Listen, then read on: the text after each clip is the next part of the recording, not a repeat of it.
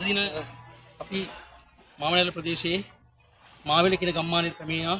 අද උදෑසන සිට අපි 50ක විතර ලොකු කණ්ඩායමක් කුරුටු ප්‍රදේශයේ ලොකු පිරිසක් ඇවිල්ලා අපි ලොකු කාර්යභාරයක් අද දිනේදී කරා. අපි මේ ඉන්නේ අර පේන්නේ ඔබට කඩු ගන්නාව කන්ද. අර පහුගිය කාලේ අර හෝටලයක් නාය ගියපු ස්ථානත් මේ කිප්පෙන් තියෙන්නේ. මේ කඩු ගන්නාව කන්ද පාමුල තමයි අපි මේ ඉන්නේ. මේ ගම්මානයේ වෙල් වලට වතුර සපයන විශාල අමුණක් සහ වෙල්යායක් ඇති වී තිබෙනවා. වැලි කන්දක් ඇවිල්ලා අපි අද දිනේදී උදෑසන සිටම එහි తాවකාලික වේලක් සකස් කළා. වැලි කොට්ට 4500ක් ගහලා අර ඔබට ඈතින් පේන්නේ අපේ සමුදායකත්වයේ තුලින් අපේ කුරුලේ සහෝදරත්වයේ NPP සහෝදරත්වයේ අපි එකතු වෙලා විශාල කාර්යයක නිමාව මේ මොහොතේ අපි මේ වෙලාවේ සිදු කරනවා. දැන් තව සුළු මොහොතකින් අපි මෙවැනිම තවත් ස්ථානයකට යනවා. තවත් අපිත් එක්ක වෙන තව කණ්ඩායමක් තවත් මෙවැනිම කාර්යභාරයක් කරනවා. අපි දැන් එතනට ගිහිල්ලා ඊළඟට එතන ඒ කාර්යභාරය කරනවා අද උදෑසන සිටම.